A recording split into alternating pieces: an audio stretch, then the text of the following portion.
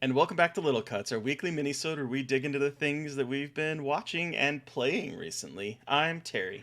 And I am Mary Beth, and this week we are talking a low-key creature feature, ooh, my favorite, body horror, anime, cosmic horror, and fishing, angry cats, and the reason to not own a car. Reason to not own a car. It's also a new month. It's May. If you are a Patreon subscriber, your Seltzer for Life, in which I spontaneously cry because of a drink that I had. A weird experience is out. It sure is. Next week is our continuation of New French Extremity, and what did what did we watch, Mary Beth? So I really just decided to go to the swing in the opposite direction from like the kind of broader appeal of high tension, and swung into just like really art house New French Extremity with Catherine Breillat's 2001 film Fat Girl. So that is our Fresh Wounds, where we talk a lot about sexuality, virginity, agency, young women, lots of just trigger warning for everything for that episode. It's a really good discussion. It's just we talk about a lot of really upsetting topics. Yeah, it's an upsetting one. Yeah, it sure is. And we dig in quite a bit to like French feminism in general and Catherine Breillat's like kind of troubling gender politics and the kind of overarching troubling gender politics that France has seen for a very long time. Not totally different than what we experienced, but as you all know, France has quite a reputation. So yeah, we dig into that too. So get ready to hear all about French feminism and Me Too in France, plus discussion of one of the movies is probably one of the best endings I'd ever seen. Comes out of nowhere. It's great. Yeah. So let's start off with I want to hear about body horror anime. I'm always the anime plug on this show. I don't watch as much as I wish I did, but I have a new obsession. It has just started. We are 6 episodes in. It is called Hell's Paradise, and it is on Crunchyroll. With the new episodes every Saturday. And let me tell you that this is, if you like Annihilation, it's definitely got Annihilation vibes. So the premise, this takes place in the Sengoku period, I believe, in Japan. So this is a period piece. So yeah, the Sengoku period of Japan, which was 15th and 16th centuries of Japan. And it is following a samurai ninja, kind of. His name is Gabimaru, and he has been caught and sentenced to death. But before he is beheaded by a swordsman named Sagari, he is invited to this gathering with the I think it's the emperor. Where basically he's like, we are asking you, these like terrifying criminals, to go to this special island to find the elixir of life, and if you can bring back the elixir of life, you are fully pardoned. And cool, great, awesome. But this island is fucked. They reveal a body, and it's a guy who's still alive, but he has flowers growing out of his eyes. He's slowly turning into a plant, and is like mumbling to himself. Sure. Oh yeah. It's nuts. And so basically, they say Gabimaru. So the prisoner Gabimaru and his Asaman, who is executioner Sagiri, are paired up, and they go to this island with a bunch of other criminals who have storied pasts of all different kinds, and they get to this island, and this island it looks beautiful, but like the butterflies have human faces, and their stingers make you hallucinate. There are centipedes with human faces. There are these weird creatures that it's like a man with a giant fish head and 6 arms. It's just like these bizarre creatures that kind of look like gods, but they're not sure what they are. And so we are 6 episodes in, and we have no idea what the hell is going on, but it is like monsters and gore. And a lot of anime isn't like super, super gory.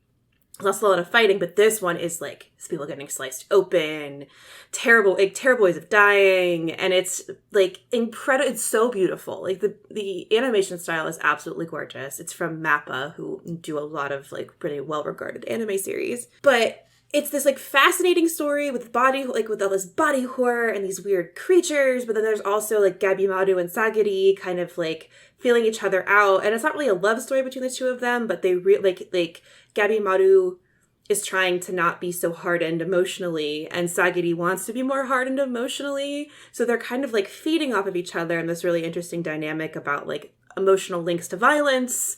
And also Sagiri is the only woman in her clan who has been granted the title of Asamon. So there's this really like power dynamic shit going on of men being like, you don't know what the fuck you're doing, and she's like, eat my ass, yes I know what I'm doing. Yeah, she, in direct quote, she says eat my ass, you know, like an anime. Oh, does she really? No, I wish she did. Oh. No, this is very much like this is much more like flowery language, but like it's really pretty, and it's just really good, and it like contrasts this like kind of flowery kind of class stuff with just outright gore and body horror.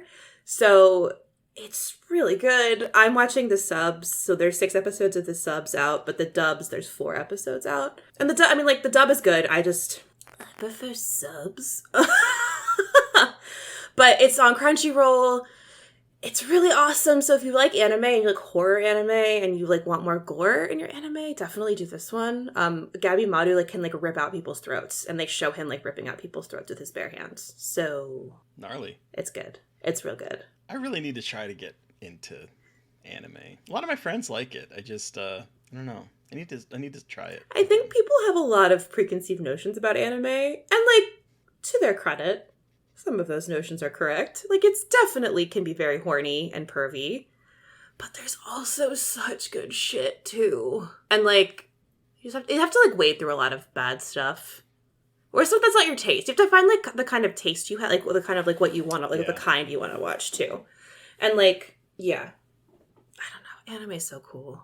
Scary anime especially, because it's even grosser. But yeah, so Hell's Paradise, if anyone is looking for a new anime to watch, and it's not, if you want to wait till it's all out, wait, because it's, again, I'm doing this week by week, which is torture, but you know. How many episodes do you think it's going to be for the first season? Probably like, 12. Okay. That seems to be the trend. Like, okay. I was wondering if anime kind of took the trend that like regular TV has, where shorter seasons. Because I remember like they used to be a little longer for like back when I was. It depends on the series, because there are like My Hero is still longer, and I watch My Hero, but like Hell's Paradise is a more like condensed story. And I also don't know how far along they are in the manga, because so often like the animes are based off of the manga, and I don't know how far they are in the manga. Because I read part of the manga, and then they asked me to pay for it, and I said I'm cheap. Sorry, Viz Media. Yeah. So and like Chainsaw Man, the other one I watched, stopped at 12 episodes for the first season, so I'm assuming this one is probably going to go to 12 episodes. Okay. I could Google it, but I don't think they put it out there yet, how many episodes they're going to have. So yeah. So what's this about a low-key creature feature? I mean, I love a good low-key creature feature.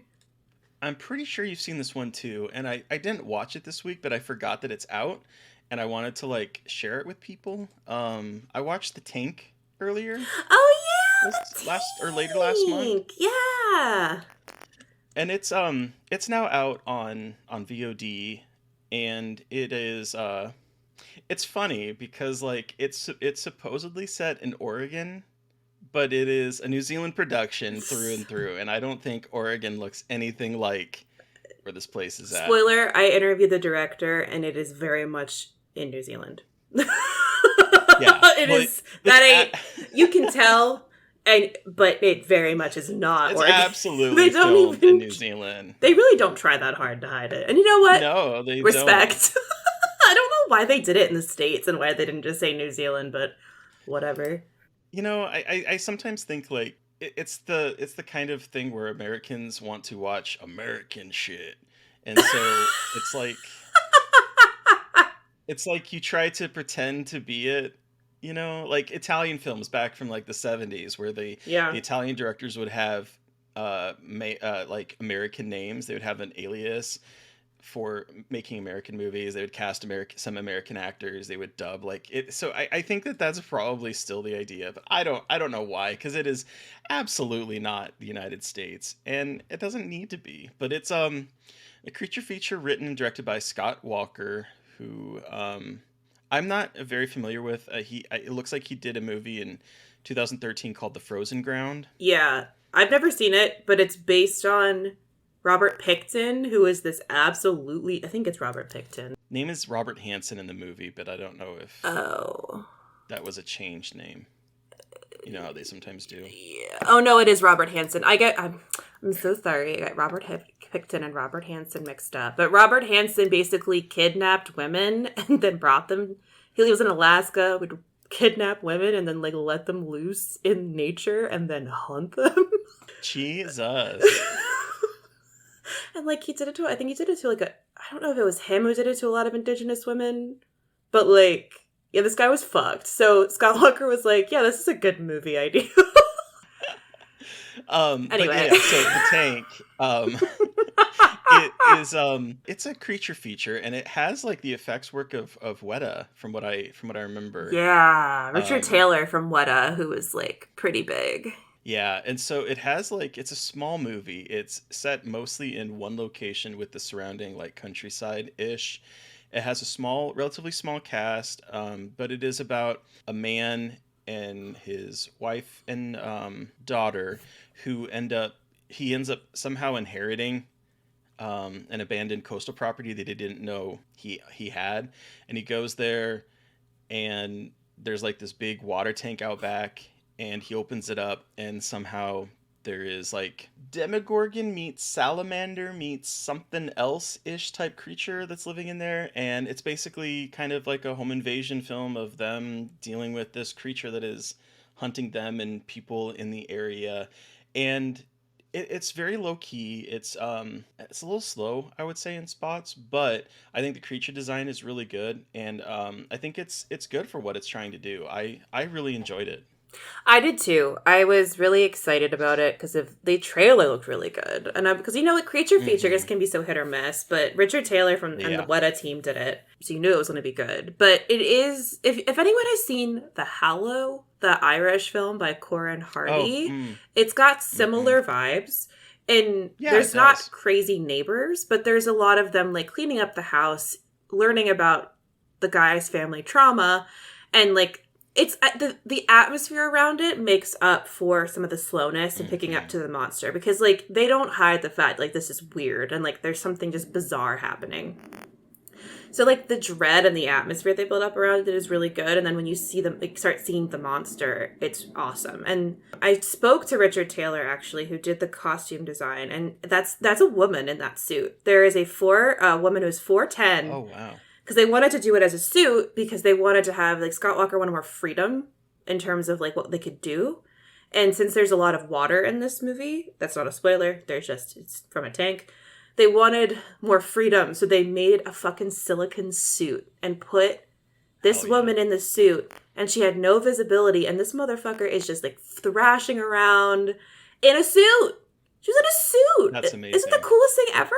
Like, there was a little person in that, and she was this, like, it was a woman, I'm so sorry if I'm forgetting her name, but she basically was, like, very short, but very physical, and was very good at, this, like, replicating the movement, and it's just, it's a really good, solid creature feature. It's nothing, like, crazy new, but it hits, like, the story beats and tropes of a creature feature so well, and subverts them enough that it's fun, and it doesn't feel like another creature, like another monster movie. Like it's a good time. Yeah. It's just like a plain old good monster movie. It's kind of gross. It also helped that I watched it after watching The Black Demon, which is not a recommended movie. The shark movie. Yeah, that was not a good movie, but this is a good time. Yes, so I recommend giving this one a shot. Yeah, 100%. 100%. It's really fun. But yes. Well, let's talk about Angry Cats. Angry Cats. Okay, so let me just pull up his name so I don't forget it. So as part of Fantaspoa, I requested a movie called Mad Cats. It's Japanese, directed by Reiki Suno, and basically a young man goes to find his missing brother, and guess what? It has a lot to do with cats, and basically this whole fucking movie is about an idiot guy like going to find his brother, who found ancient catnip, and now these cat monsters are mad about it. And so it's like a weird slapstick road trip movie, but also paired with like a shoot 'em up where they face foes who are cats, but also people. And the only reason you What? know they're cats is because their mouths are a little bit upturned, and like every time they get hit with a bullet or something, there's like a sound. And some of the cats come back because cats have 9 lives. And then also these cats are kidnapping and torturing irresponsible pet shop owners for treating cats poorly. Okay, but why are we killing him then? Because that sounds like a good reason for cats to But go then like mad. the other ones, like they get like when they're on the catnip, they get, it's really not quite clear, to be perfectly honest with you, like why they're both killing bad people. Trying to bring And logic to a movie called Mad Cat about cat people and ancient yeah, catnip. I so mean, like I wish I could explain to you like exactly what this movie is. I don't fully know, but it was really funny. And like there's these moments where they're just watching people fight and there's no music in the background, and it's my favorite because like they'll make this epic fight choreography and then it'll just cut to them watching them like hitting each other with no music, and it just like kind of pulls, like makes fun of also like action movie. This whole thing feels like this guy wanted to make an action movie, but it was like, how can we make it the most ridiculous action movie ever? And this was what he came up with, and like I respect that. that's amazing. Yeah, it's like not, I want to see it now. yeah, it's really weird. It's really bizarre. But like, interesting. I have absolutely no fucking idea when any of this is going to happen, like coming out wise. But yeah, Yeah. that's Mad Wild. Cats. But then I also know that if people listen to last week's episode, you know that we were going to talk about a game this week. And Mhm. so we were talking about Cosmic Horror and Fishing, Terry. Which game is this? We're talking Dredge, man. And it's I know you're a lot farther in it than I am, but good gravy. You play as a fisherman who shows up at this island town with this big lighthouse after you've kind of crashed your boat, and the mayor is like, "Here, have my old rickety boat. It kind of sucks, but you can have it, and then go fish." And like you basically start fishing, and it's kind of an inventory management where it's almost a little Tetrisy, where when you go fish, there's like a fishing mini game, and you get a fish, and it isn't a specific shape like an L or like a long 3 space straight line, or even weirder designs later on, and you have to kind of fit them in your limited space that also has room for a propeller and your fishing tools and nets if you have them. And so it's basically kind of that, but then there's also cosmic horror because you start to fish and sometimes you get a weird ass fish that is mutated, and they say don't stay out at night, and if you stay out at night your sanity starts to drop and weird things start happening. And so it's sort of like a cozy horror game, but also not at the same point. Yes. And it's a whole lot of fun. I know you've been obsessed with it. I've been hyper fixated on this game since like last week we talked about it. I bought it and I'm almost done with it. It's Yeah, not a meanwhile, long I'm it's, like, haven't upgraded my ship much or anything. well, it's not a long game. It's not super long. Yeah. I wish I could tell you how many hours. I'm slow. I've been slow at it. But it's like probably like a 12, 15-hour game if I'm being generous, I think. If you want to do the I'm full like 3 or 4 story, like hours do the into it. full storyline. So I love fishing, like in general. Like I grew up going fishing with my family. I haven't gone fishing in a long time, but like I love going fishing. My stepdad's family had a farm where they had like, it was like a shitty little farmhouse, like dilapidated, and a little pier. And we would go there all this time in the summer and go fishing. And like I would catch eels. Like saltwater? Yeah, Yeah. brackish. It was great. Yeah, it was like Maryland Bay water. So we would catch like Okay. eels, catfish, bass, sunfish. We'd go crabbing sometimes, and I would also go fishing. Like I've lived on the water like my whole life, not like bougie on the water, but just like I'm in Maryland and we're near the Chesapeake Bay, so like fishing was kind of just like part of my growing up. My stepdad used to have a little dinky boat and we'd go fishing for like rockfish and stuff like that. So I've always loved fishing because it's always meant like family time. And then I love fishing like mini games. So I was like, and the cosmic horror is so much my shit. So I was so excited. And what I love about this game is that like there's no combat. So, when you're going to each section of this of this map, there are like sea monsters, but you can't fight them, which sounds frustrating, but you find out these cool logical ways and like tactics to get around them and kind of like deal with them without having to fight them and like worry about like a status bar and things like that. You kind of just learn all the strategies because as you go along, you're meeting different people on these islands and helping them achieve quests. Because when you help them achieve the quest, they'll help you. When you go from achieving the quest, then they help you find these relics. And the whole point the main story point is you are helping this weirdo on an island collect all of these relics to do something. And it's obvious, like, as the game progresses, it's obvious that, like, it's probably not going to go great when you give him all the relics. I don't know yet, but just, like, the vibe isn't great. But, like, it's so fun. It's so pretty. And it is really pretty. It's just, like, absolutely gorgeous. And there's so many things you can find.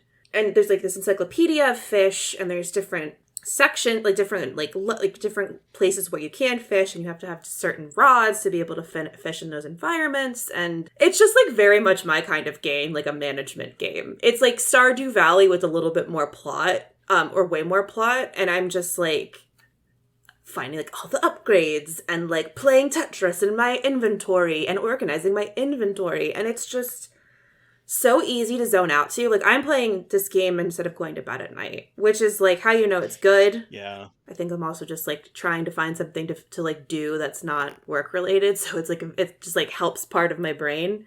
And I love it so much. And I'm, like, sad I'm going to be done with it, but I'm probably going to keep, like, playing it over.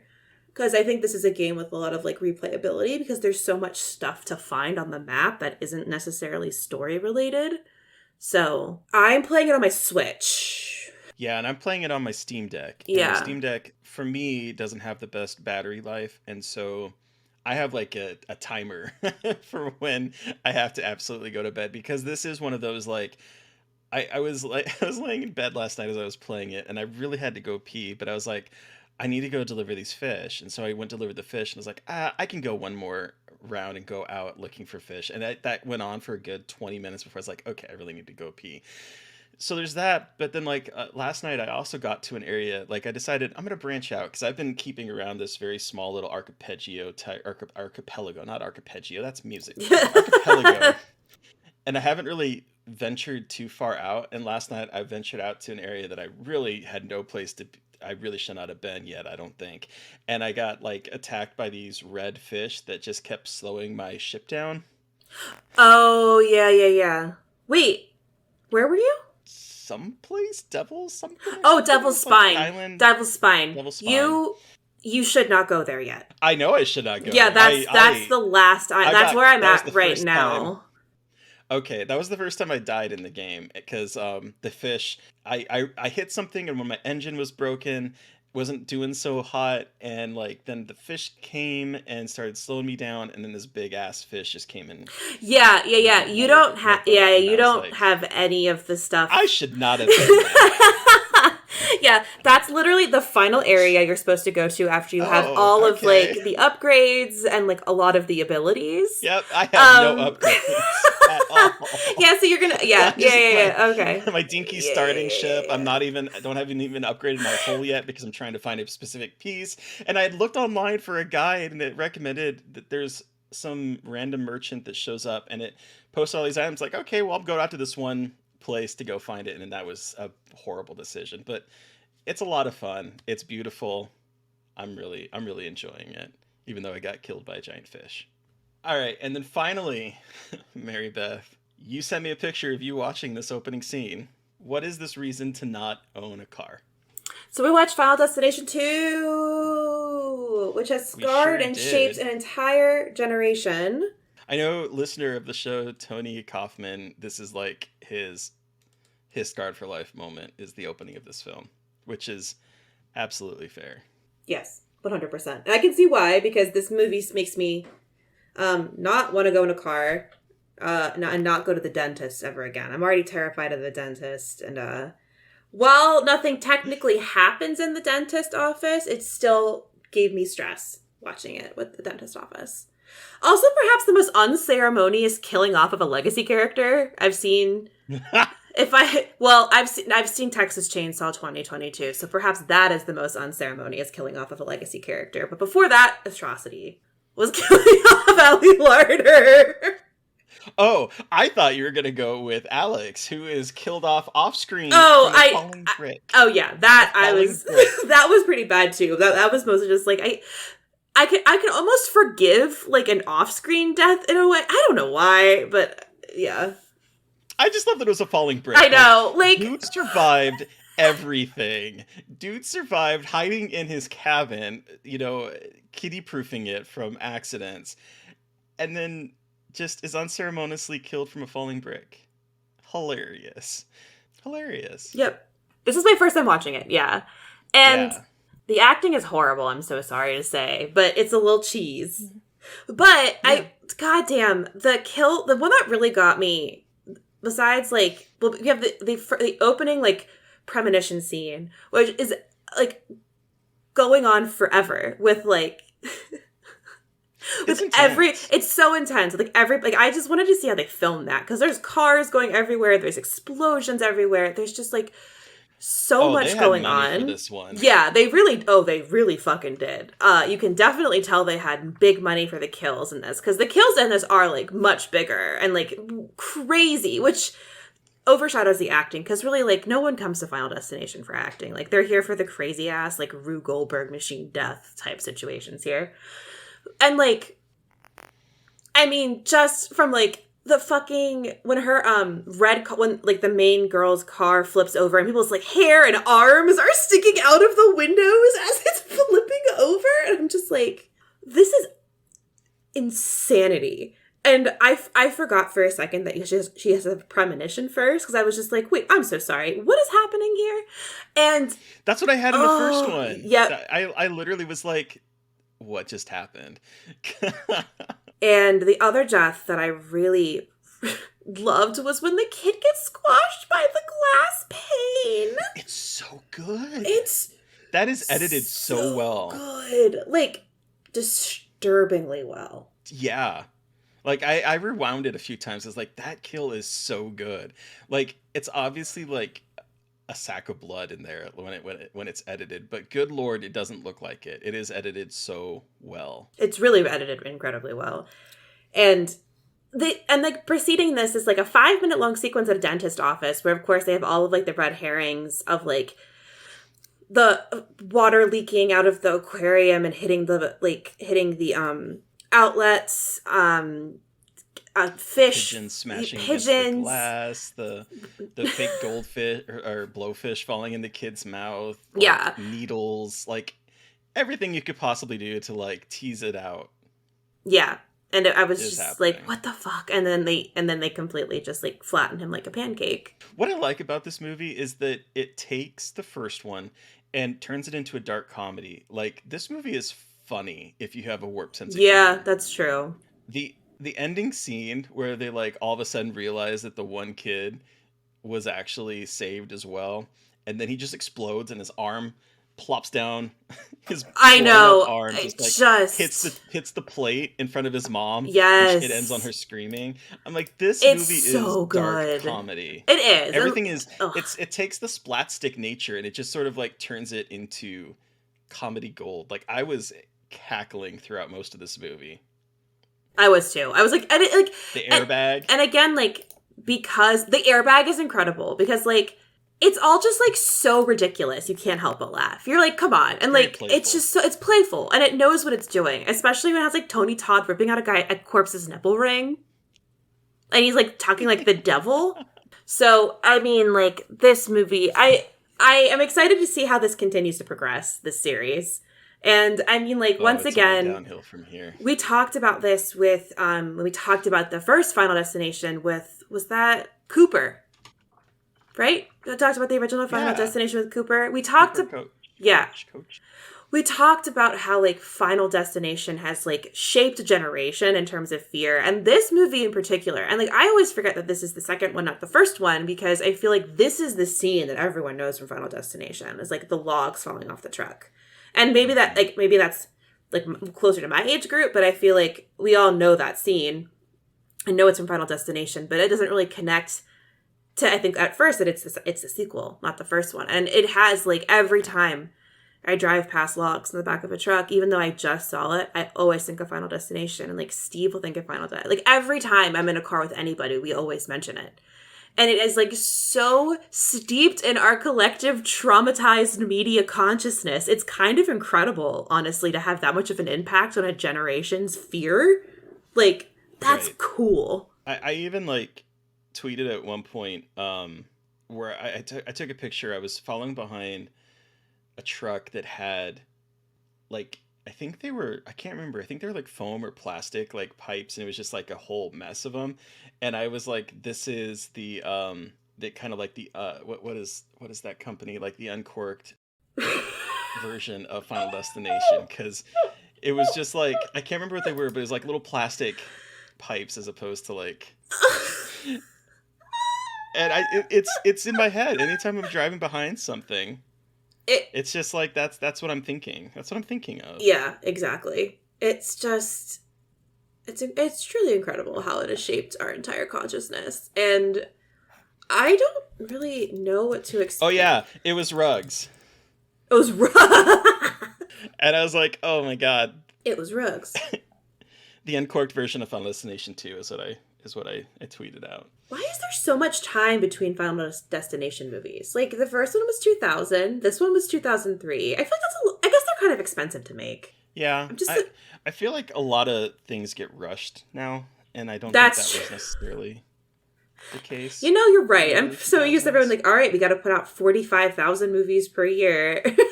Expedite it, please. Yeah, because it's like 3 years until the third 6, and then until the third one. Mary Elizabeth Weinstein is in the next one. Yes. Yeah. This movie. Which one? The third one? Uh-huh. Oh, is it bad? There's some good kills. It's really, I think the fourth one, The Final Destination, I think is what it's called. Oh, wasn't there 5 of them? Why did I think there were more than 5? Yeah, there's only 5. But The Final Destination is not good at all. But the 5th one's great. I love that. I fucking love when, like, The Final Destination and there's a movie after it. It's just so good. Also, teaser for an episode that we're publishing in the future. I watched this Final Destination 2, and then I watched Nightmare on Elm Street 2. So today has been the second entries in a franchise day for me. Plus Megalomaniac, but that we don't have to talk about that. Why did I watch that movie a second time? It's a good question. I haven't even seen it the first time yet. Well, that has been our week in movies and video games. Literally all I've been playing is Dredge. Like, we're lucky I watched anything this week, to be perfectly honest with you. But it's because I have to work, and so I can't just play video games all day, unfortunately. But... So next week on Little Cuts, we are, again, continuing our Final Destination watch-along, and we are watching the third one with the roller coaster opener. But Mary Beth, who are we chatting with on Monday? On Monday, we are chatting with podcaster, writer, author, jack of all writing trades, Kaz Clark, and they brought with them Urban fucking Legend. We go a little off the rails about urban, like literal urban legends, but it's really fun. I promise. It's not as chaotic as the Robbie Banfitch Changeling episode where we didn't talk about the Changeling very much, but it is definitely, we go off rails. Yeah. Oh yeah. We definitely do, but it's fun. I mean, this is a movie I think that is okay to go off the rails with. You know what I mean? Yeah. I mean, we all gotta, like, let down our hair, get our eyes really wide, and go full camp. I mean, I don't really have any hair to let down, but if I did, you bet it'd be curly and long. Did you have curly hair? No. Okay. No, I had the finest hair. Yeah, I've never had good hair. Get a good beard, though. Anyway, listeners, you've heard from us. You've heard from us. That's it. You just heard from us. I, for some reason, thought... I was like, we didn't talk about Final Destination 3. And then we have. I'm doing great on this beautiful Wednesday night. Listeners, you've heard from us. We want to hear from you. Did you watch something that we watched this week? Or did you play Dredge? I really want to know. I want to know all of the cool fish that you have found. So you can send us an email at scarredforlifepodcast@gmail.com. Or you can reach out to us directly on Twitter. I am at MB McAndrews, and I caught a hammerhead shark in this game. So I'm good. I'm at Gaily Dreadful, and I was there when someone caught a hammerhead shark in real life. Yeah, right. Cool. I like that. And I was so thankful I was not the one that caught it, because that bitch was hard to reel in. I can fucking imagine. It was definitely super hard to reel in on my video game on my Nintendo Switch. Anyway, and also don't forget to follow the podcast on Twitter at Scarred Podcast. And please don't forget to review, rate, and subscribe. It's been a moment since we've had a review. I would like us to have some more. That'd be really nice. And if you want to help support us, we have a Patreon. We have a new Fresh Wounds episode. Last month was High Tension. This month is Fat Girl. We are just moving along and building up all of those movie episodes, so come join us. I don't know why I did this. And then you can see the cool faces I make. Thank you to Eric Power for artwork. Speaking of Eric Power, go pre-order Attack of the Demons of Vinegar Syndrome. We did a commentary track on it. Thanks. And just to let people know, because I think this is going to be important for you to know, and yes, I am slowly vamping as I pull it up. As of today, as of this recording on Wednesday, there's only 511 copies left of the limited edition of Attack of the Demons, and there's only 433 of the standard edition. So get on it. Get on it. We did a really, really good commentary track. Yeah, we did. And it's only been up for pre-order since Monday. Yeah, it's a really, really good commentary. I'm really proud of it. We worked really hard. So we did. And obviously Eric and Andreas made an incredible movie, and they worked very hard on the movie. Absolutely. Yeah, no, absolutely. Yeah, whatever. But we recorded a 1 hour long commentary track. Definitely would have it without their incredible film. So please go check that out. Pre-order it. You won't regret it. There's some really cool stuff on there, and it's an incredible movie. So yeah, they put together a really nice package, I think, did. and it looks really cool. I'm so proud of them. I'm so proud of them. We love them. So thank you guys. Thank you to Sean Keller for music. Thank you everyone for listening and supporting us. As always, please stay safe out there. Most importantly, stay creepy. And until next time.